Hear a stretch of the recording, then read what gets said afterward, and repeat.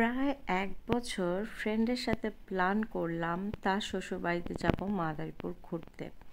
তো প্ল্যান করতে করতে ফাইনালি আমি মাদারীপুরের উদ্দেশ্যে রওনা দিয়ে দিলাম। হ্যালো, আসসালামু আলাইকুম বিউটিফুল পিপল, কেমন আছেন সবাই? আশা করি ভালো আছেন। আলহামদুলিল্লাহ আমিও ভালো আছি। সুমাইস কালার্সে আপনাদেরকে স্বাগত। আমার কখনো পদ্মা সেতু দেখা হয় নাই, আর ফ্রেন্ডের সাথেও প্ল্যান করা হলো যে মাদারীপুর যাব। তো মাদারীপুরেও যাওয়া হলো, আর আমার সেই অনেক অনেক ইচ্ছা পদ্মা সেতু দেখা সেটাও পূরণ হলো। আর রাস্তা এত এত সুন্দর ছিল, আমি শুধু রাস্তার ভিডিওই করেছি। আমার ফ্রেন্ড পুরো রাস্তা আমাকে কল দিয়ে বলতেছে, তোর মনে হচ্ছে না তুই সিঙ্গাপুর মালয়েশিয়া চলে আসছিস? হ্যাঁ হ্যাঁ ভাই, আমার দেশও সিঙ্গাপুর মালয়েশিয়ার থেকে কম সুন্দর না। মানে এত সুন্দর ছিল, আমি এতটা আমার কাছে ভাল লাগছে। আর শীতের সকাল, মিষ্টি মিষ্টি বাতাস। আমি ভেবেছিলাম পদ্মা সেতু অনেক অনেক বড় হবে, কিন্তু না, আসলে অনেক অনেক বড় না, অল্পই ছোট একটা ব্রিজের মতো ছিল, কিন্তু অনেক সুন্দর। আর মাদারীপুর যাওয়ার ফুল রাস্তাটাই বেশিরভাগই খুবই খুবই সুন্দর। আর এই জন্য আমি এত এত রাস্তা ক্লিপ নিয়েছি, প্রচুর রাস্তা ক্লিপ নেওয়া হয়েছে। মানে রাস্তাই আমার কাছে এত ভালো লাগতেছিল। তো ফাইনালি আমি আমার ফ্রেন্ডের বাড়িতে চলে আসছি, এবং তাদের বাড়ি মাশাআল্লাহ এত সুন্দর ছিল চারপাশ। আর আমি ভয়েস দিচ্ছি, যেটা রিয়েল সাউন্ড ছিল ওটা তো আমি অফ করে দিছি। মানে এত এত পাখির শব্দ ছিল, আর মানে আশেপাশে এত কিচিরমিচির শব্দ ছিল, হাঁস মুরগি পাখি, মানে কানটাতে এতটা শান্তি লাগতেছিল, এত ফ্রেশ ছিল বাতাস, মানে সব কিছু মিলায়া অনেক অনেক ভালো লাগতেছিল।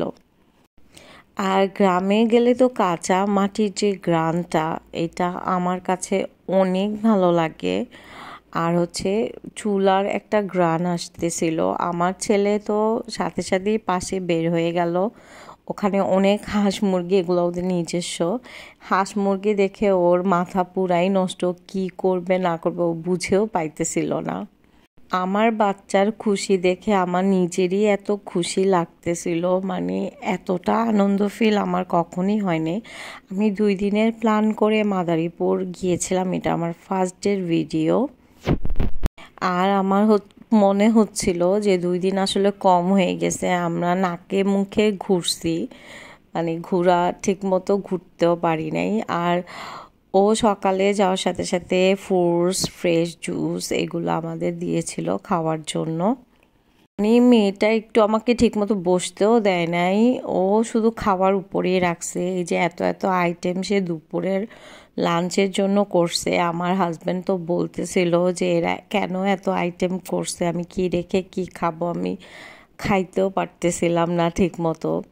আর ওর হাজব্যান্ড কি বলবো, অনেক আন্তরিক একটা মানুষ।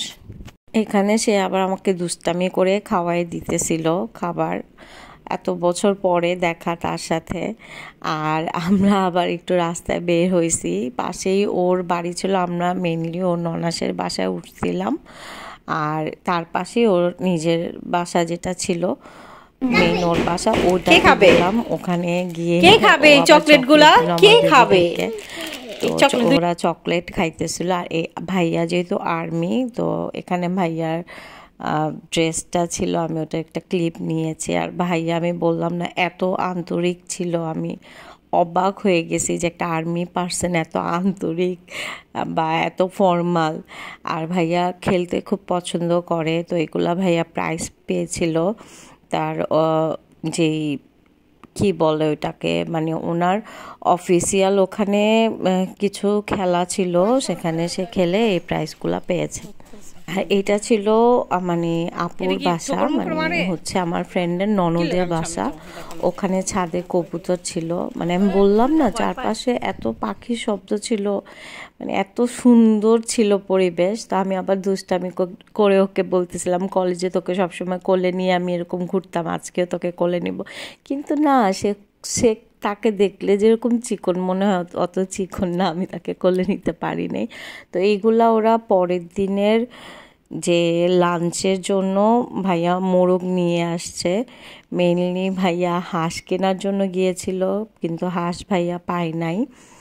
তারপরে সে এই বড় বড় মোরগ নিয়ে আসছিল। এখানে আমার বান্ধবী কিছু মজার মজার কথা বলতেছিল, যেগুলো আমি আসলে শোনাবো না। তো আমি আমার বান্ধবীর সাথেও মজা করতেছিলাম মোরগ নিয়ে। মানে এতটা ভালো সময় গিয়েছে, আর ওদের বাসার চারপাশ এত সুন্দর ছিল, একটা দিন মনে হলো চোখের পলকে চলে গেল। আর বিশেষ করে আমি আমার ফ্রেন্ডের হাজব্যান্ডের কথা কি বলবো, আমি শুধু অবাক আর অবাক যে ভাইয়া এতটা ফ্রেন্ডলি। আমি যতটুক জানি একজন আর্মি পার্সন এরা এত ফ্রেন্ডলি হয় কি না, এরা রাগ, আমার মনে হয়তো এরা অনেক রাগী হয়, সহজে কথা বলে না। কিন্তু আমার ধারণা পুরা ভুল, ভাইয়া অনেক ফ্রেন্ডলি ছিল। তো এই কারণে আমাদের কাছে আরও বেশি ভালো লাগছে এখানে ঘুরে। তো আমরা রাতে প্ল্যান করেছি যে ঘুরতে বের হবো, মানে মাদারীপুরটা একটু ঘুরে দেখব কেমন। আমাদের একটু লেট হয়ে গেছে, আমাদের আগে বের হওয়া দরকার ছিল।